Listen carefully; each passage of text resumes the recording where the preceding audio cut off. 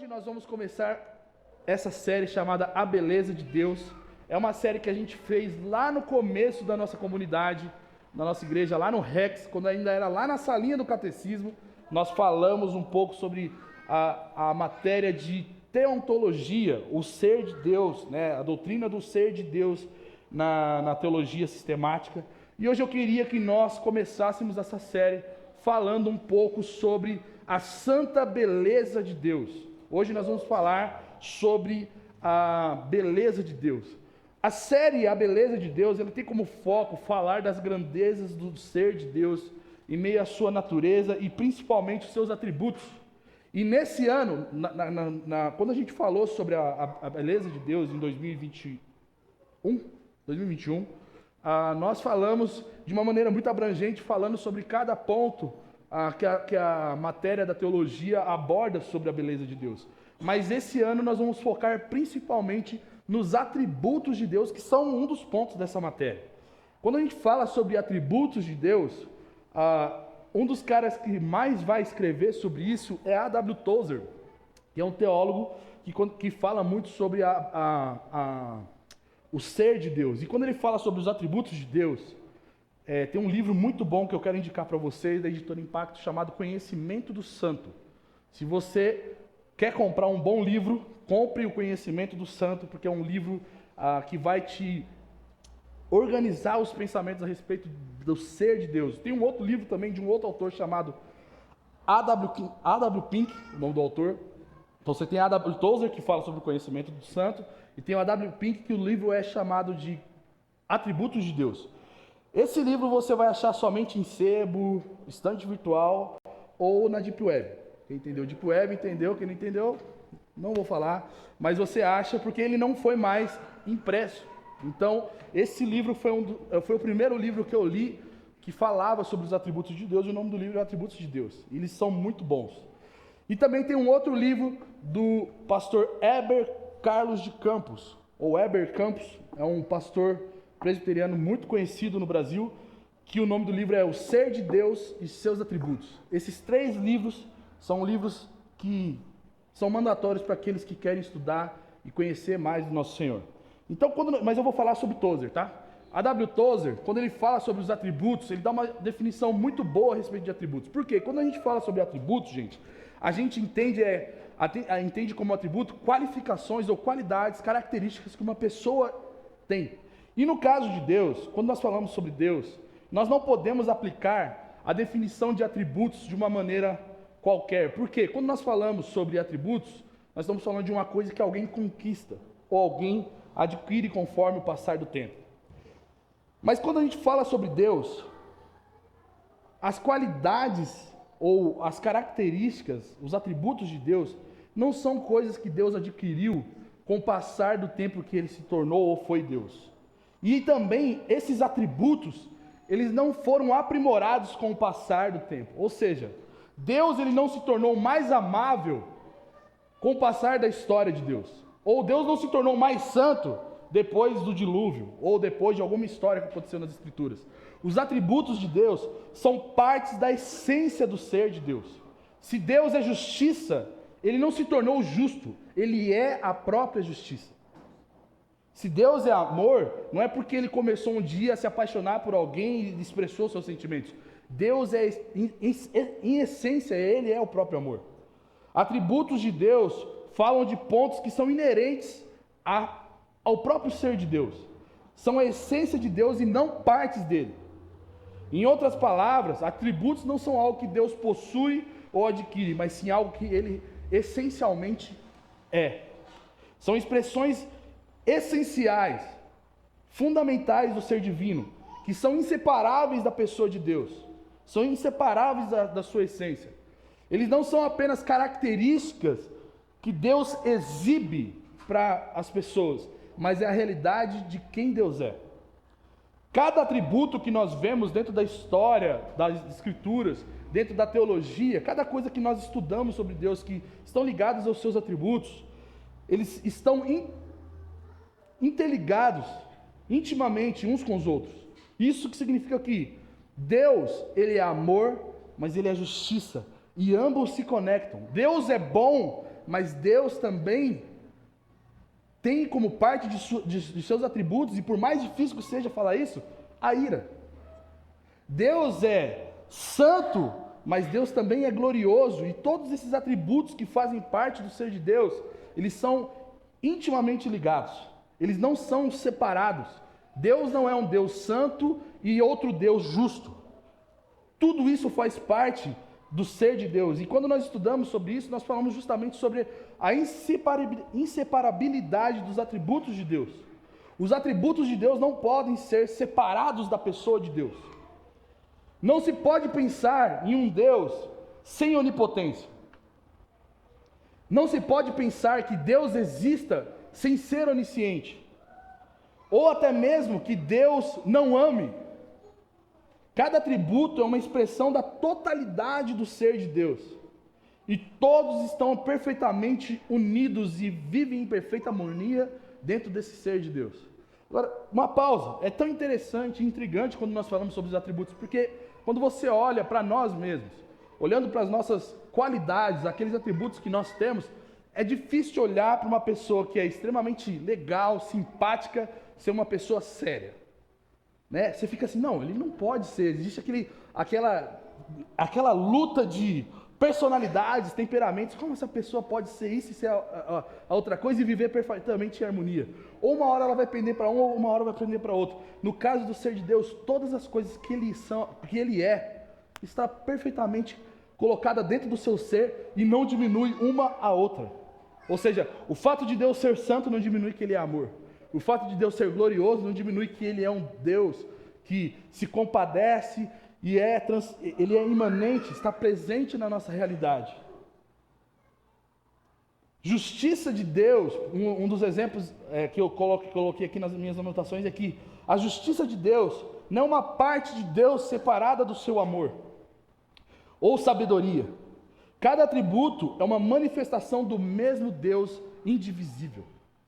Todos esses atributos estão dentro do ser de Deus e eles não se competem uns com os outros. Pelo contrário, eles unidos formam o ser de Deus. Deus, quando ele se revela, ele manifesta todos os seus atributos ao mesmo tempo, de forma perfeita e completa. Isso significa que sua onipotência, o seu amor, a sua justiça, a sua santidade, e seja qualquer outro atributo que você possa pensar agora, estão sempre em operação, sem qualquer conflito entre eles. Se Deus está demonstrando a sua ira, essa ira está carregada do seu amor, de sua santidade, de sua glória, de sua onipotência, de sua onipresença, de sua onisciência, de sua justiça, de sua sabedoria. Todas as coisas que Deus faz e se revela expressam o seu ser. E por quê? Porque Deus, ele é a fonte de tudo que existe. Ele é a origem de todas as qualidades que vemos refletidas na criação. O fato de existir alguém que está vivendo casado há tanto tempo e demonstra um amor verdadeiro é a expressão de que Deus é o poderoso e puro amor que reflete sobre a sua criação. E a sua criação acaba sendo influenciada por esse atributo que vem dele mesmo, em proporções muito menores e até mesmo decaídas. Mas isso reflete o caráter e a essência do ser que Deus é. Nós estamos falando hoje sobre a beleza de Deus e eu queria focar em um dos atributos, e eu ouso dizer que é o atributo que eu mais gosto, que é a santidade de Deus. A santidade de Deus, irmãos, ela está no centro da sua relação com o mundo e com a humanidade. Não somente isso, a santidade de Deus é um atributo central da pessoa de Deus, porque todos os demais atributos estão interligados ou emanam da sua santidade. Deus, ele é absolutamente santo, o que significa que ele é completamente separado do pecado e da impureza. E a santidade de Deus é o fundamento da sua moralidade e perfeição. Quando nós falamos sobre compreender a santidade de Deus, é importante, é fundamental nós buscarmos entender o que é a santidade de Deus para que nós tenhamos uma vida de adoração e crescimento espiritual fazendo com que a gente tenha uma relação mais profunda com Deus, mas não somente mais profunda, mais reverente. Engraçado, no século 21, 2024, nós falamos sobre reverência, né? O nosso Deus é santo e requer de nós reverência porque Ele é santo. Quando nós compreendemos a santidade de Deus, logo nós somos chocados pela realidade de que Deus não é um igual a nós. Ele não é como a sua criação, por isso que Ele é santo. Ele revela a beleza moral dele mesmo. E quando Ele revela a beleza moral dele, nós temos um negócio chamado pecado, que entra em choque com essa realidade da sua santidade. E quando nós olhamos para Deus que é santo e temos o pecado, e isso entra em colapso, nós temos a necessidade de sermos transformados à imagem de Deus que é santo. A santidade de Deus é fonte e se relaciona com os outros atributos, como a gente falou. Quando nós falamos sobre justiça de Deus, Deus não aplica a sua justiça se não for baseado na sua santidade. Logo, a justiça de Deus é santa. O amor de Deus não é um amor segundo a filosofia grega, segundo os sentimentos e as coisas que os homens imprimem e chamam de amor. O amor de Deus é um amor santo. A sabedoria de Deus, ela não é influenciada pelas teorias da relatividade ou das coisas que esse mundo pode existir. A sabedoria de Deus é santa. A santidade, ela permeia todos os aspectos do ser de Deus, garantindo que cada atributo funcione em perfeita harmonia com a pureza moral de Deus. E aí eu queria que nós abríssemos em Isaías capítulo 6. Se vocês puderem trazer água para mim, que o Peugeot esquenta rápido. Isaías capítulo 6.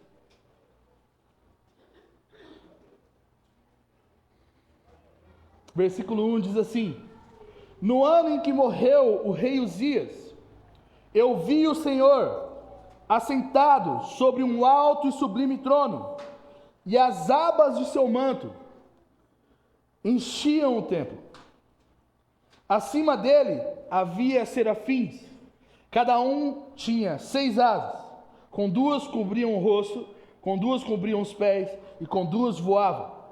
E chamavam uns aos outros, e clamavam uns aos outros: Santo, Santo, Santo é o Senhor dos exércitos. Toda a terra está cheia da sua glória.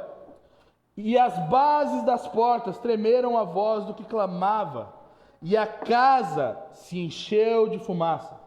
Então eu disse: Ai de mim, estou perdido, porque sou homem de lábios impuros, e habito no meio de um povo de lábios impuros.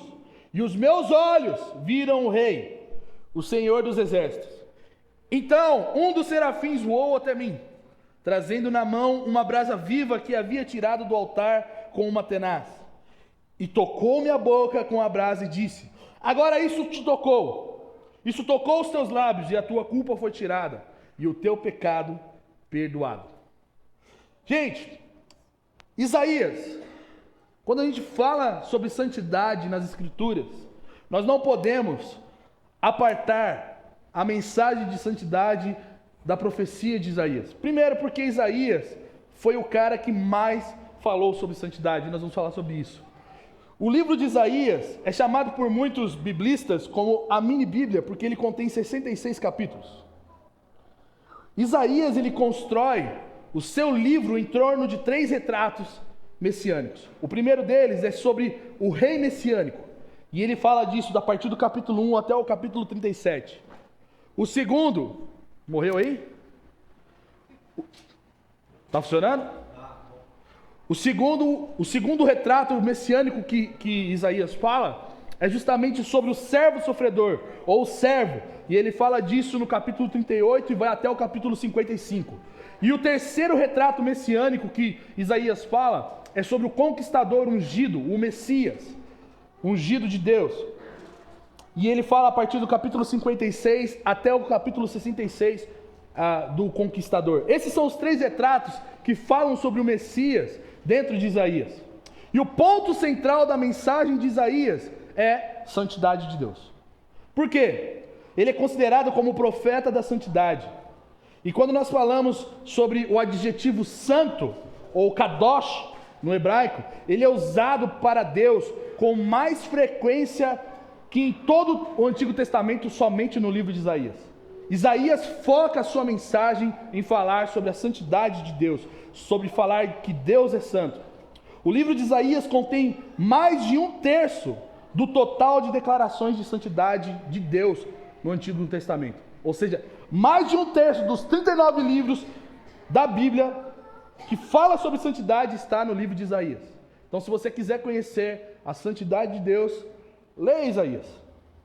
A ênfase no contexto do livro do rei, que é a passagem do capítulo 1 até o 37, e nós lemos um texto que fala justamente sobre rei, sobre a realeza de Deus, é porque o povo de Israel, o povo de Deus, tinha rejeitado o santo rei que era o Senhor e tinha abraçado outros monarcas.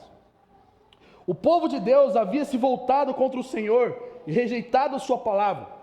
E é por isso que Isaías, quando começa a falar sobre a realeza de Deus, ele fala que Deus é santo. E porque Deus é santo, Deus estava prestes a castigar o seu povo, porque o seu povo tinha abandonado a sua santa lei. Isaías escreve, quando nós lemos aqui o relato do seu chamado, para que Israel realmente entendesse quem era o seu Deus. E quem é o Deus de Israel? O Santo de Israel. Santo de Israel não é uma expressão pentecostal, irmãos. Santo de Israel é como Deus é chamado por Isaías por pelo menos 25 vezes dentro do seu livro. Esse santo Deus é um Deus que julgaria e esmagaria o pecado com a sua santidade. Mas também é um Deus de esperança. E quando nós nos voltamos para Ele, somos abraçados em sua santidade. E Isaías está focando justamente nessa mensagem de que Deus é santo e Ele não habita com o pecado. Mas todo aquele que se volta para Deus é abraçado em sua santidade e Ele faz com que o seu povo seja santo, porque Ele é santo. Agora, vamos olhar para esse texto. Isaías capítulo 6 começa dizendo para a gente que no ano em que morreu o rei Uzias, Isaías tinha visto o Senhor. Foca comigo nessa ideia de que alguém tinha morrido, o rei Uzias. E nesse ano que Uzias morreu, aconteceu algo muito importante para Isaías. Mas antes de falar de algo importante, é importante nós entendermos por que está escrito no ano em que morreu o rei Uzias. Quando nós olhamos para os livros de 2 Crônicas, 2 Reis, que conta a história dos reis depois de Salomão, Uzias, ele reinou por 52 anos no reino de Judá, que é o reino do sul. E foi um grande rei para os judeus, fazendo com que todas as coisas fossem muito boas para os súditos de Uzias. E pensa comigo, 52 anos, gente, é tempo demais.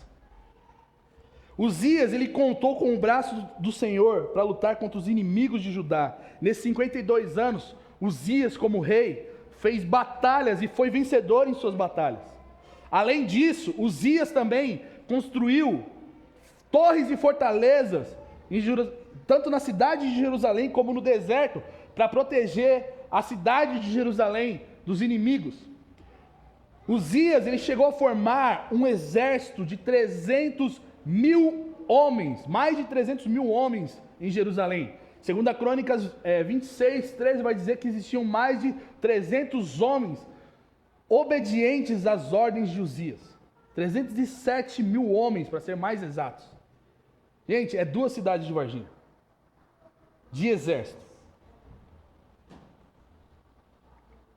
Uzias, ele pecou contra o Senhor, quando ele tenta oferecer ofertas dentro do templo, e ele foi ferido pelo Senhor por lepra, porque Uzias não era um sacerdote.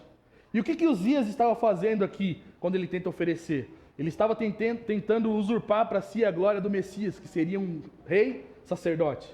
E Deus, para punir Uzias, ele dá lepra para Uzias, fala: você não foi chamado para o sacerdócio, eu estabeleci o meu sacerdócio, e você fez caquinha, porque você fez caquinha, toma lepra. E aí o que acontece? 52 anos de reinado. Dos 52 anos de reinado, 10 anos Uzias ficou afastado do seu palácio por conta da sua doença. Mas o que aconteceu nesses 10 anos? Outro homem, filho de Uzias, chamado Jotão, começou a reinar no seu lugar.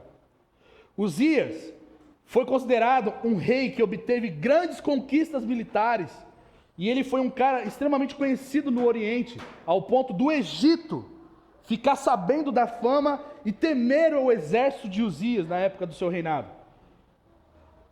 E quando nós falamos sobre a morte de Uzias no texto, no ano que o rei Uzias morreu, nós estamos falando de um sentimento de perda e incerteza tomando o coração do povo de Deus, do povo de Judá. Por quê? Pensa num cara extremamente bom, cheio de políticas expansionistas, com um exército extremamente fortalecido, com armas. 2 Crônicas 26 vai dizer que Uzias, ele muniu o seu exército com armas e escudos, ou seja, era um exército pronto para batalhas. Imagina que esse rei que fez tantas benevolências para o povo de Judá agora está morto. E a incerteza e o medo toma o coração daquelas pessoas, porque o seu filho não era como Uzias. O seu filho já era mais tranquilo. Vai dizer que Jotão, ele adotava uma ideia mais conservadora e moderada de política para Judá. Por quê? Porque Jotão era um cara que não queria briga com ninguém. Jotão era um cara tranquilo, que queria só governar em paz, pegar o imposto da galera, viver ali, suprir as necessidades, mas ele também não foi um mau rei. Ele foi um bom rei para Judá.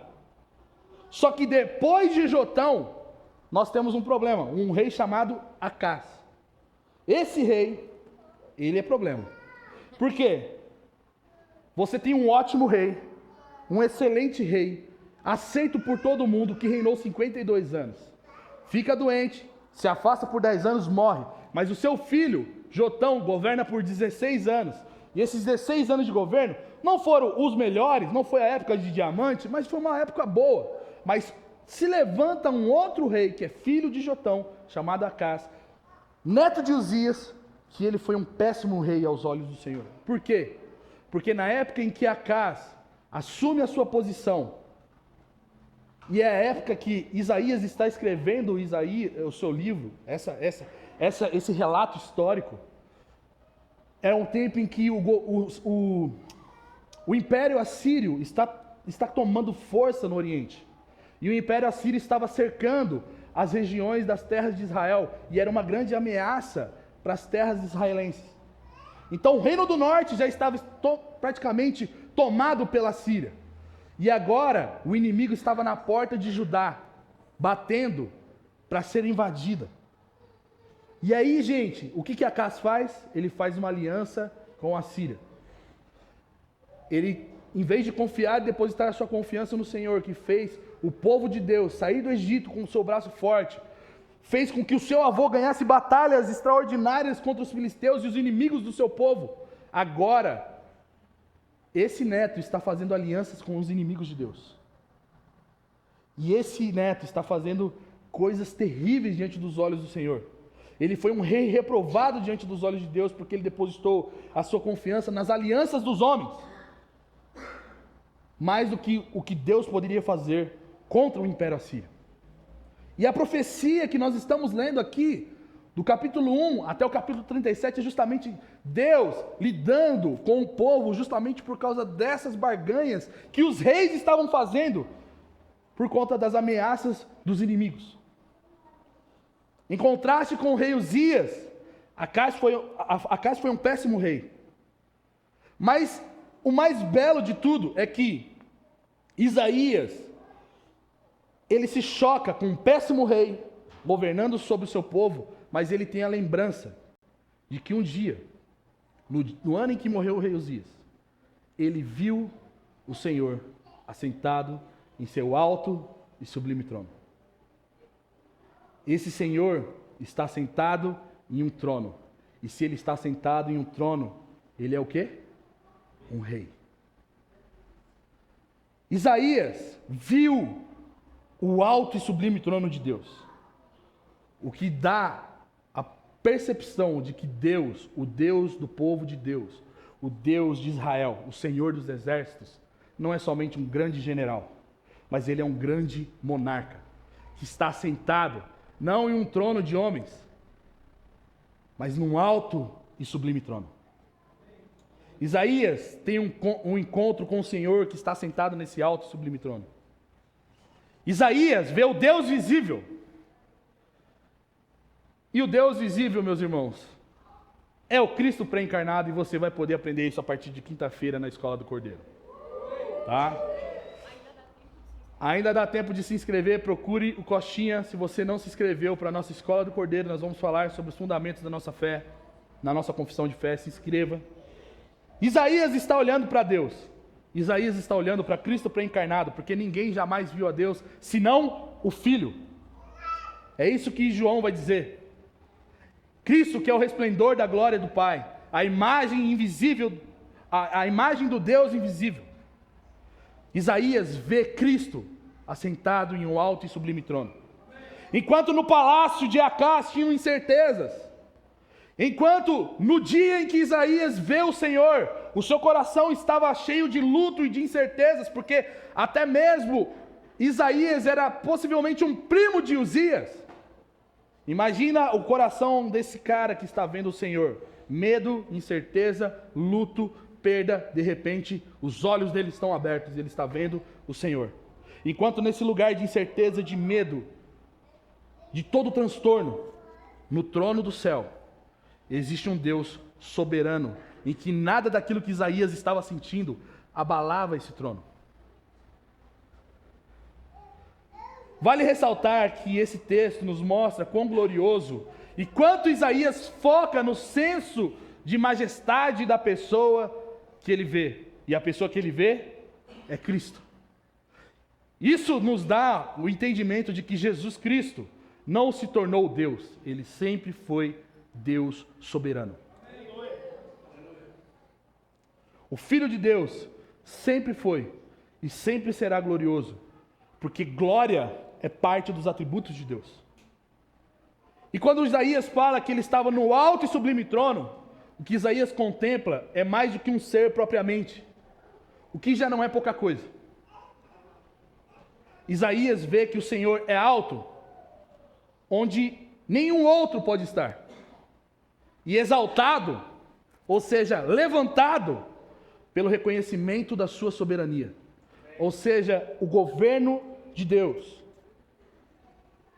A soberania de Deus é santa, porque nenhuma soberania na terra pode estar na mesma equidade da soberania de Deus, porque a soberania de Deus está altamente elevada acima de qualquer rei da terra.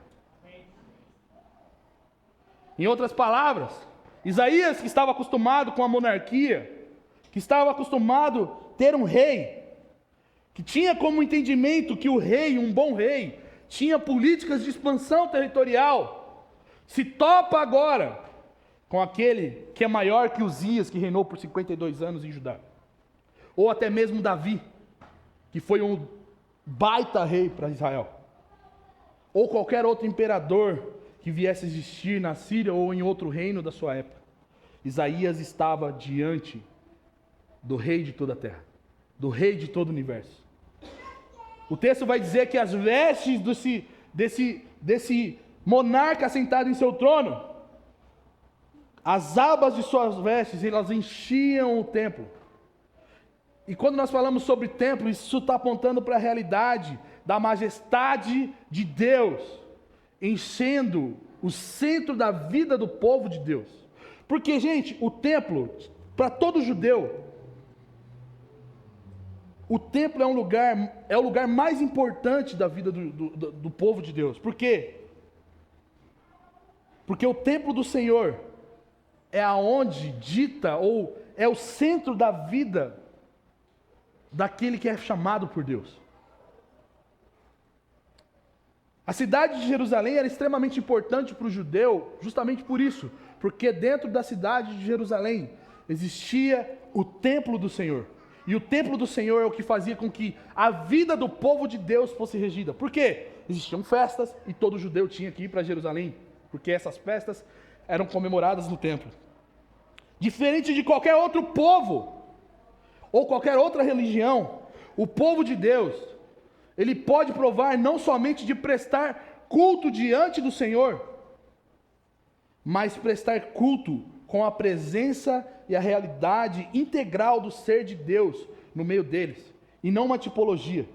Quando nós vamos para as outras religiões, para os falsos deuses, nós temos um ídolo, uma estátua que demonstra a presença daquele Deus, e aquilo simboliza a presença de Deus, mas não é a presença de Deus manifesta. Mas para o povo de Deus, a consciência da presença de Deus é algo que o povo de Deus carregava, porque eles sabiam que onde eles prestavam culto, Deus estava totalmente presente com a sua onipresença. E é por isso que as abas de seu manto enchiam o templo. E no versículo 2, vai dizer que acima dele havia serafins. Os serafins que vivem diante de Deus. Depois que Isaías vê o Senhor assentado no alto e sublime trono, a primeira coisa que Isaías vê é que depois da majestade de Deus, ele vê seres luminosos, porque a palavra serafim significa luminosos ou afogueados, ou até mesmo, alguns vão dizer que eram serpentes aladas. E essas serpentes aladas, ou seres afogueados, eles tinham asas para voar, asas para se cobrir diante da majestade de Deus. Então nós temos asas para movimento e asas para se cobrir. Eles cobriam o seu rosto e eles cobriam os seus pés. Duas asas para voar, porque eles tinham que ir para onde Deus quisesse que eles fossem. Duas asas para cobrir o seu rosto, porque eles cobrem os olhos e não os ouvidos. Porque eles precisam estar atentos e eles são privilegiados em poder ouvir as palavras de Deus, mas eles não podem vê-lo porque ele é extremamente santo. Gente, a gente está falando de um ser que é cheio de glória e resplendor, que é um serafim, ao ponto de ele ser cheio de fogo. Esse ser essa criatura mais santa que pode existir dentro da criação, quando ela se depara com a santidade e a glória de Deus, ela se vê pequena, ao ponto de que ela não pode olhar para a glória de Deus diretamente, porque se ele olha, ele vê que ele não é digno. Eles estão com seus ouvidos abertos para ouvir as palavras de Deus, mas os seus olhos estão fechados para não bisbilhotar como Deus é. Porque uma vez que nós olhamos para Deus, nós somos encharcados com a santidade dele. E porque ele é santo e nós não, nós ou somos tomados de pavor ou de medo, ou nós somos tomados de inveja.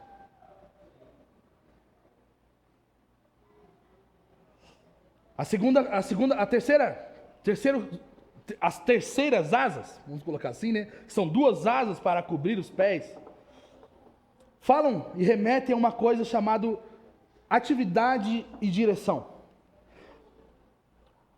Pés são órgãos que falam sobre movimentos. Quando os serafins cobrem os seus pés, isso significa que os serafins estavam renunciando qualquer intenção de escolher o próprio caminho. Ou seja, a intenção deles de ir para algum lugar só dependia da onde o Senhor mandasse para onde eles fossem. Esses seres alados, cheios de glória, eram submissos à pessoa de Deus, porque Ele é totalmente santo. Aqueles que eram essencialmente cobertos pelas quatro asas, ocultos, misteriosos e gloriosos, cheios de resplendor, cheios de luz, eles eram humildes diante da realidade de Deus, porque eles sabiam que tudo que eles eram provinha da glória santa que emanava desse Deus. E o que eles fazem? Versículo 3 vai dizer que eles clamam uns aos outros, dizendo: Santo, Santo, Santo é o Senhor dos exércitos. O clamor dos serafins fala sobre a realidade da santidade de Deus. E essa realidade da santidade de Deus está diante de Isaías. Falar santo, santo, santo é conhecido também como triságio, ou a tríplice declaração da santidade de Deus. O triságio é a forma em que, principalmente depois do concílio de Calcedônia, no século V, acho que é 458, século V, o concílio de Calcedônia adotou uma forma litúrgica de declarar ou de louvar a Deus que é chamada de triságio, que fala sobre santo, santo, santo, santo glorioso, santo fiel, santo imortal. Essa declaração de santidade de Deus é uma manifestação e não somente uma mera afirmação de gente que entra num mantra e começa a falar santo, santo, santo, santo, santo, santo. É uma declaração da realidade, um reconhecimento da transcendência de Deus, da sua força, da sua imortalidade. E quando nós falamos que Deus é santo, nós estamos nos colocando na posição de humildes e tementes à pessoa de Deus. Quando o hebraico usa das repetições, e nesse caso, Isaías escreve e os serafins estão clamando, Kadosh, Kadosh, Kadosh. Isso indica que existe uma totalidade, ou uma qualidade num nível extremamente elevado da santidade de Deus. Deus não é santo, Deus é extremamente, totalmente, superlativamente santo. A santidade de Deus, ela é aplicada justamente na transcendência, porque a percepção de santidade que Isaías tem quando vê o Senhor é de que Ele é soberano e exaltado. E é sobre isso que os serafins cantam, quando dizem que o Senhor é santo. Mas também, além da questão da transcendência, de que Ele é soberano, está separado, está aquém da sua criação, santidade também é um esplendor. O esplendor da sua santidade sugere que Deus é alguém inabordável ou inigualável. Isso quer dizer que nenhuma criatura pode desafiar a pessoa de Deus por causa da sua santidade. Não existe nenhuma criatura, nada nesse mundo, que tenha e carregue o peso da santidade que Deus tem. Um outro aspecto da santidade, meus irmãos, é que santidade significa separação. Até porque a palavra santo é justamente isso, separado. Um dos significados é separado. E o que é essa separação? Essa separação é o que distingue Deus de tudo o que Ele faz, de tudo que Ele já fez. A santidade de Deus significa que Ele é absolutamente puro e completamente separado do pecado e da impureza. Deus não pode tolerar o pecado, e Ele é moralmente perfeito em todos os seus caminhos. Essa separação implica que há uma distinção fundamental entre Deus e as suas criaturas, especialmente no que diz respeito ao pecado. Deus não tem pecado. Deus, em sua essência, não tem pecado. O homem, em sua essência, é pecador. Deus, em sua essência, é criador de todas as coisas. O homem, em sua essência, é mera criatura. Isso é uma separação extremamente contrastada em relação à realidade do ser de Deus. Santidade, irmãos, também significa outro ou diferente. É um outro sinônimo além de separado. Deus é transcendente, o que significa que Ele é totalmente distinto e separado de sua criação. Ele não é apenas o maior de tudo que existe. Ele é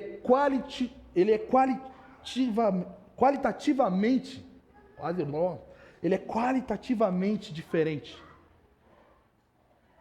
Deus A essência de Deus, o ser de Deus, é outra coisa, diferente de toda a criação. O ser de Deus, a essência de Deus, é infinitamente acima e além de tudo o que possa existir, meus irmãos. Ser santo não é porque Deus não comete faltas, é porque Ele é totalmente diferente de toda a sua criação. Agora pensa comigo, o que torna Deus santo? Ou o que torna Deus um ser singular? A sua total majestade moral. Deus, Ele tem uma moral elevada, meus irmãos. Muito mais elevada do que qualquer sistema conservador que esse mundo possa ter. E aí nós entramos num dilema muito grande, porque no mundo de hoje, onde nós vemos a força do conservadorismo se tomar conta das pautas políticas, mostrando ser algo mais elevado do que qualquer outra coisa, esse conservadorismo não é nada diante da santidade de Deus. Família tradicional brasileira não representa 1% da santidade do que Deus é. O casamento monogâmico não representa nada comparado à santidade de Deus. Aí nós entramos num questionamento. Nós estamos querendo ser conservadores ou queremos ser santos? Porque ser conservador é legal, mas ser santo é o que Deus aprova. No dia do Senhor nós não vamos ter direita e esquerda, nós seremos santos ou pecadores.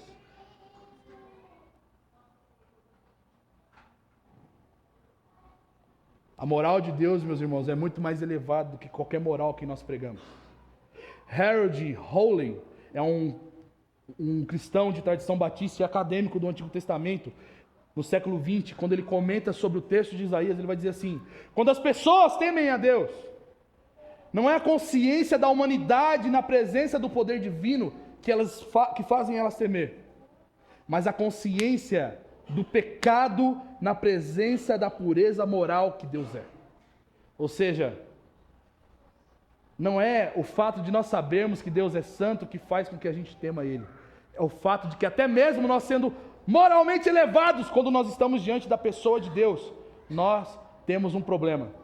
A nossa moral elevada, ainda assim, é manchada pelo pecado diante da pureza de Deus.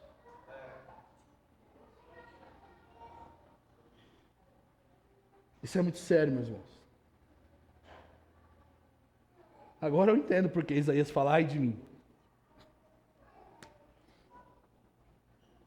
E onde está a santidade de Deus? Onde está a presença da santidade de Deus? Quando nós falamos sobre a presença da santidade de Deus, é óbvio que nós entendemos que essa santidade integral, por ela ser transcendente e cabível somente a Deus, só vai estar no ser de Deus. Mas existe um outro grau de santidade, ou um outro aspecto da santidade de Deus, que é imanente, que está presente em toda a criação, e é por isso que os serafins complementam o seu clamor dizendo: toda a terra está cheia da sua glória. A santidade de Deus está em Deus, mas essa santidade emana de Deus por toda a sua criação, por toda a terra. A glória de Deus não é a única coisa capaz de encher a terra, mas é a coisa que realmente faz isso. Não existe somente é possível que a terra seja cheia da glória de Deus. Realmente a terra é cheia da glória de Deus. A santidade de Deus é a sua glória escondida. Só que a glória de Deus é a santidade de Deus onipresente sobre toda a criação. Todas as coisas estão diante da gloriosa santidade de Deus, meus irmãos. Todas as coisas. Isso quer dizer que onde nós formos, para onde nós corrermos, nós toparemos com alguém moralmente maior e mais excelente. E isso não está emanando da própria criação, mas do próprio Criador, o nosso Senhor dos Exércitos. A santa glória de Deus, ela se espalha sobre toda a criação, enche toda a criação, para que nós venhamos nos lembrar que Deus é santo. E tudo que está coberto e abaixo da sua santidade não é santo e precisa que a santidade de Deus toque isso. Deus é santo. Os serafins clamam isso. E eles clamam que essa santidade está cobrindo toda a criação para revelar a santidade, o padrão moral elevado de Deus. Mas o que acontece? Qual que é o desdobramento, o desfecho de alguém que trupica na santidade de Deus? Qual que é o desfecho de alguém que contempla a santidade de Deus? A santidade de Deus, ela é aplicada no julgamento. Por quê? É algo mortal, meus irmãos, para um pecador estar na presença de um Deus santo. É algo digno de ser fulminado, porque Deus é santo. E quando Isaías, no versículo 5, diz que ele se depara com essa realidade, ele vai dizer: ai de mim, porque eu estou perdido, porque eu sou homem de lábios impuros e habito no meio de um povo de lábios impuros, e os meus olhos viram o Rei, o Senhor dos Exércitos. Gente, Isaías não ouviu da boca de Deus ou de nenhum dos serafins dizendo: Isaías, você é pecador. Nenhuma sentença foi anunciada, foi pronunciada do trono de Deus, ou dos serafins, ou de alguém que viu Isaías olhando para eles. A santidade de Deus culpou Isaías. O ser cheio de santidade diante de Isaías não falou nada. Os seres ao redor do trono não falou: sai daqui, Isaías, só falou: santo, santo, santo. E aquilo fez com que Isaías olhasse e falasse: quê?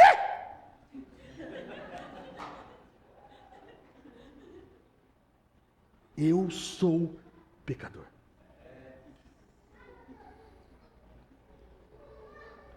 Isaías diz que ele está perdido, meus irmãos. Eu estou perdido. Porque é isso que acontece com quem se depara com a realidade de ser de Deus. E um dos significados da palavra perdido no hebraico é ser silenciado. A palavra usada aqui vem da origem da palavra dama. E a palavra dama significa ser cessado, ser cortado. Não é nem seu nome subiu para o livro. Você foi exterminado diante da presença de alguém. E nesse caso, esse alguém era Deus. Isaías olha e fala: eu não posso estar aqui, porque eu estando aqui faz com que eu seja aniquilado. Não pelos atos de Deus, mas pela essência santa de Deus, meus irmãos. Diante da santidade de Deus, sem ao menos Deus estalar um dedo ou ir em nossa direção, só a essência santa de Deus nos destrói como pecadores. A nossa vida é cessada diante da beleza santa de Deus. Isaías, quando ele fala: ai de mim,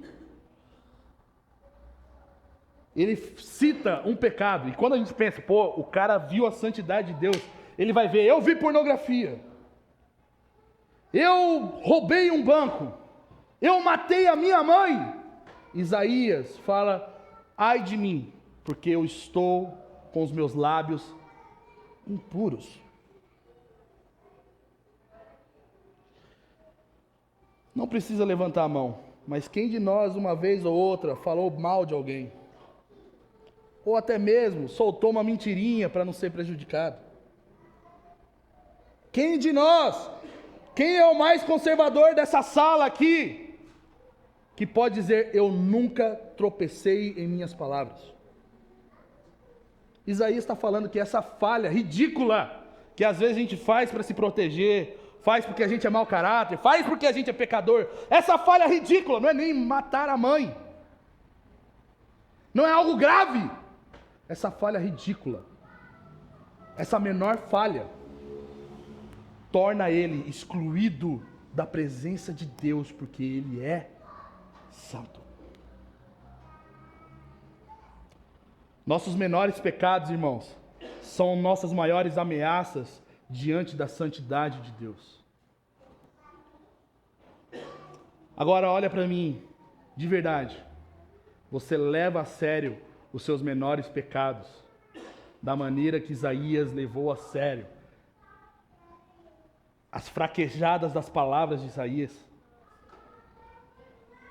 Quantos pecados que cometemos que nem são tão graves assim, e só podemos ser livres desses pecados quando entendemos que Deus é realmente santo.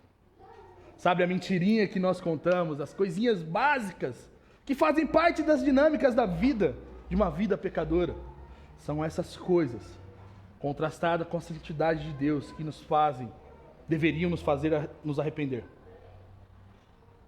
Em outras palavras, não peque, não espere cair em adultério para começar a confessar pecados. Não espere algo grave para realmente reconhecer que você é pecador.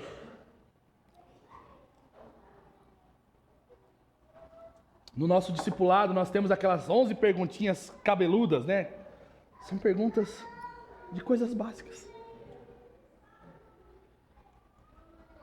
São perguntas de coisas ordinárias, que expressam que o cristão não poderia viver de maneira displicente, porque esse cara que se diz cristão, ele é filho de um Deus que é santo. Essa santidade é aplicada nos filhos de Deus. E se é aplicada nos filhos de Deus, não é cabível que o cristão cultive um coração amargurado. Não é cabível que o cristão cultive um coração rancoroso, um coração irado. Não é compatível com a realidade do Deus que ele serve, que o adotou, que o chamou para ser sua família. Que ele viva com mentiras em seus lábios. Mas não só isso, Isaías, ele vê que não somente ele é o problema, mas o seu povo também. É belo, imagina que Isaías podia dizer: nossa, estou lascado porque o povo é tudo mentiroso. Ele se inclui nessa realidade. A santidade de Deus, meus irmãos, não expressa somente um sentimento coletivo ou nos apartando da realidade do pecado. Ela engloba tudo. Nós, tudo, nós somos pecadores e nós estamos diante desse Deus e nós precisamos de conserto diante desse Deus. Isaías vê o Senhor, o Deus Todo-Poderoso, o Senhor dos Exércitos, o Rei assentado em seu trono.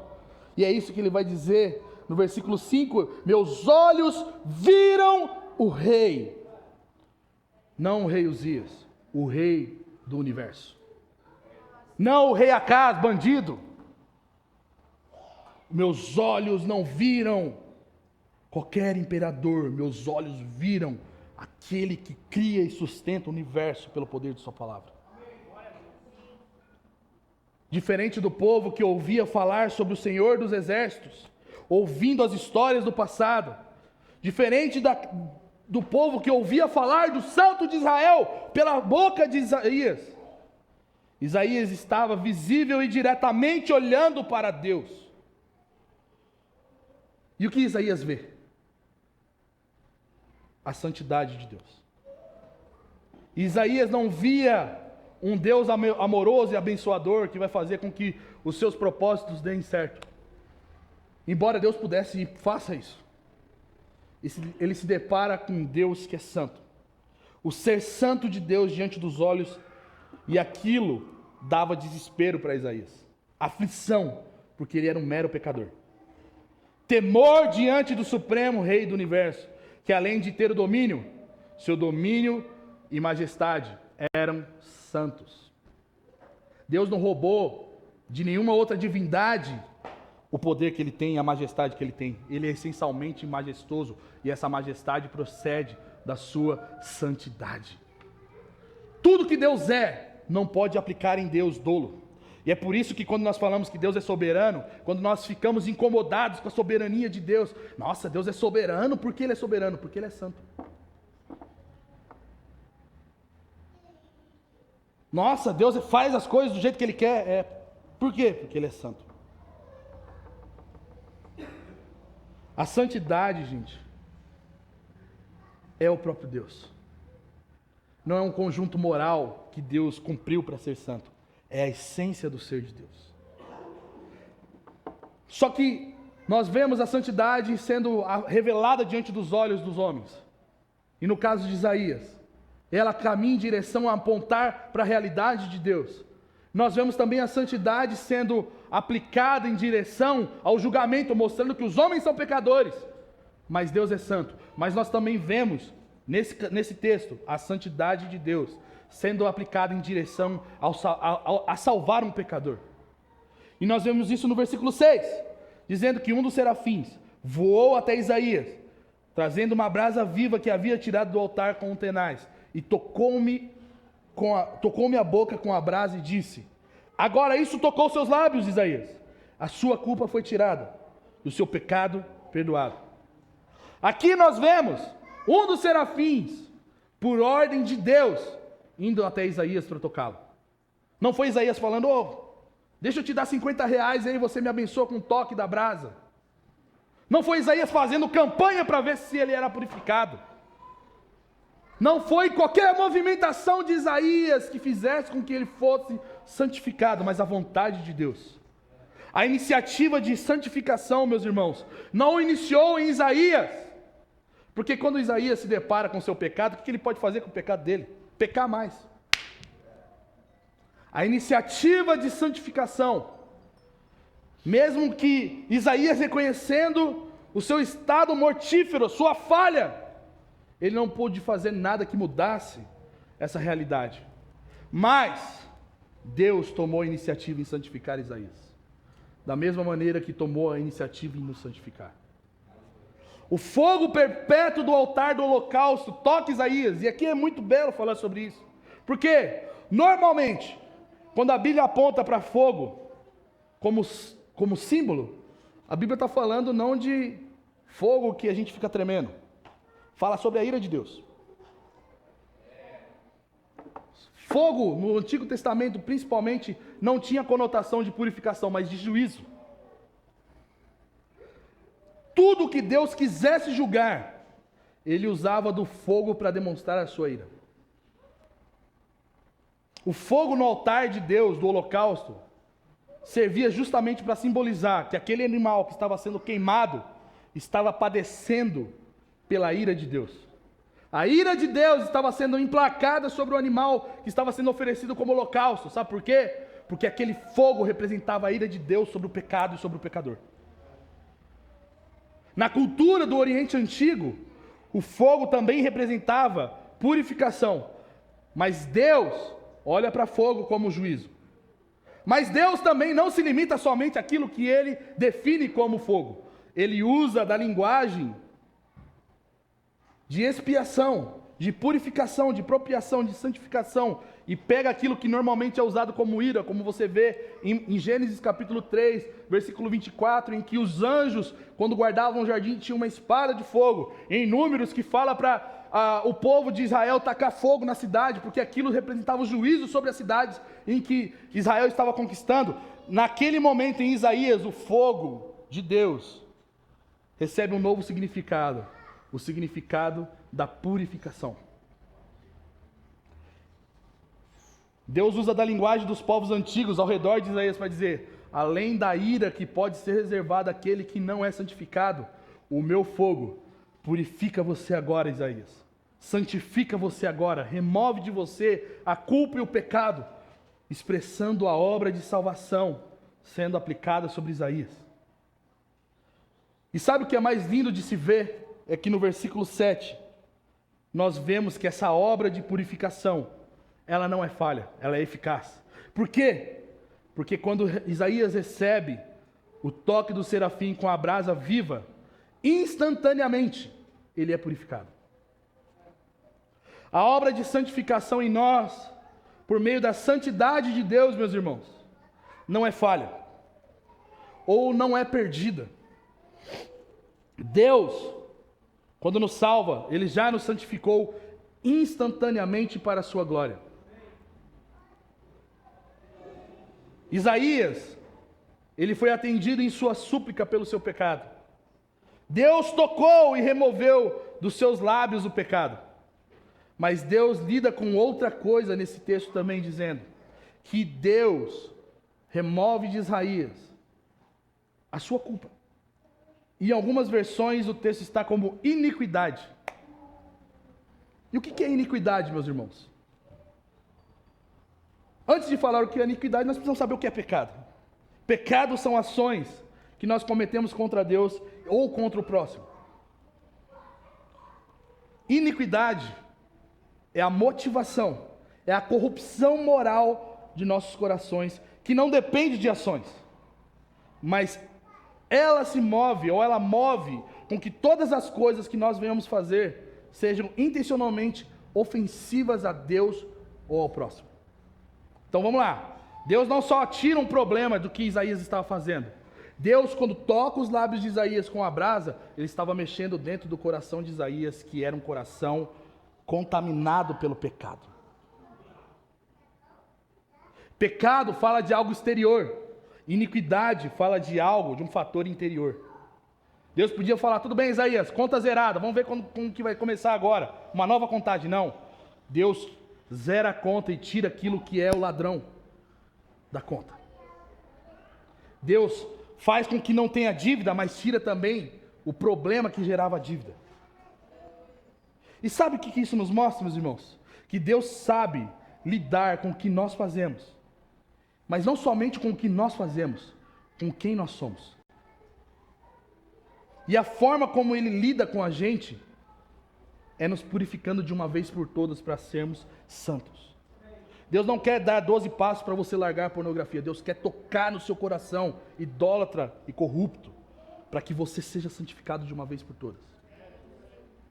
Deus não quer dar livro de regras. Deus quer fazer o seguinte: colocar uma nova vida, um novo coração dentro de nós, para que a partir desse novo coração, nós possamos ser obedientes a Deus. Deus, Ele é um Pai santo e perdoador, que nos envolve no seu amor. E eu já estou terminando, tá bom? É verdade.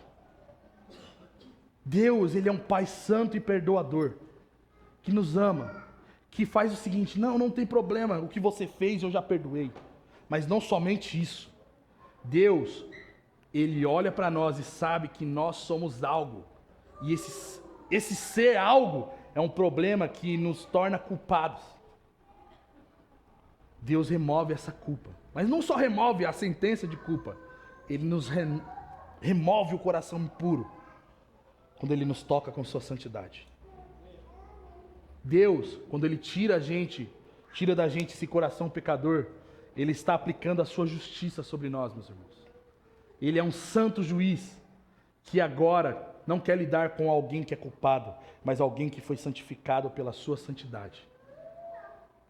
E o que nós concluímos nessa manhã a respeito da santidade de Deus?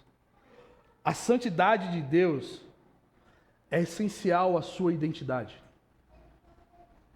Não existe Deus se Ele não for santo. Sem santidade não existe Deus. Sem santidade, Deus não pode ser Deus. A segunda coisa que nós aprendemos é que santidade está acima da capacidade humana. A gente precisa reconhecer em Deus, somente em Deus, como alguém santo. A gente precisa parar com qualquer tipo de ideologia, sistema, qualquer coisa que a gente venha programar para elaborar uma santidade, porque essa santidade elaborada, programada, sistêmica, ela é um problema, ela é pecadora. Spurgeon, quando ele vai falar sobre santidade, ele fala que existe pecado na nossa santidade. Por quê? Porque quando existe santidade plastificada, santidade fabricada por mãos humanas, existem interesses e egos sendo inflados e não a glória de Deus. A santidade, ela sempre vai apontar para a glória de Deus.